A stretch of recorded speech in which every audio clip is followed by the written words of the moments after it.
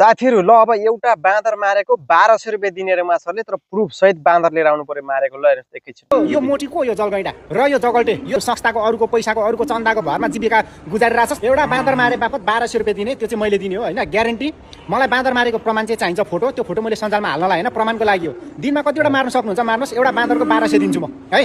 र यो जगल्टेले बोल्दै थियो कि पहाडी भेगबाट जति पनि बाँदर छ समातेर काठमाडौँमा ल्याइदिनुस्, हामी पाल्छौँ भनेर भनिरहेछ हैन। बाँदर पाल्ने भयो नि भाइ, एउटा सीमित क्षेत्रलाई घेराउ गरेर त्यो भित्र पाल्ने हो। तिमीले त्यहाँ काठमाडौँको स्वयम्भूतिर पशुपतितिर गएर यसो बिस्कुट केरा बाँडे जस्तो होइन क्या, त्यसलाई बाँदर पालेको भन्दैन। त्यो पनि तँ मुलाहरूले संस्था आफ्नो पैसाबाट चलाएको छस्। साला सबै बाहिरतिरबाट अरूको आशमा संस्था चलाएर त्यो एउटा देखाउने बाटो, बुझिस्? सालाहरू संस्थाको अरूको पैसाको अरूको चन्दाको भरमा जीविका गुजारिरहेछस्। तँ पनि लाग्नु बरु मेहनत गरेर बाँदर मार्दा तँलाई पनि म दिनमा 2टा मारिस् भने 2400 कमाउँछस् यार दिनमा। त्यो भनेको तेरो मेहनतको कमाइ हो। साले संस्थाको नाममा गरेर दुनियाँबाट मागेर खाइरहेछस्, बाँचिरहेछस्। अनि अर्को यो मोटीको यो जलगैडा मासाला यो पनि खुब पेतर गरिरहेछ। बाँदर के हो तिमीले बुझेकै छैनस् क्या? तिमीहरूको लागि त्यही स्वयम्भू र पशुपतिको मात्रै बाँदर।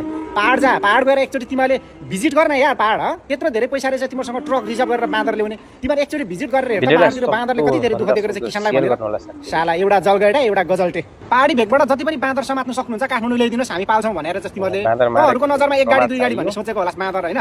पहाडी भेगको बाँदर काठमाडौँमा झार्ने हो भने नि काठमाडौँको होटल व्यवसाय, तरकारी पसल, फलफुल पसल केही पनि चल्दैन, बुझिस्? सबै बन्द गराउँछ बाँदरले।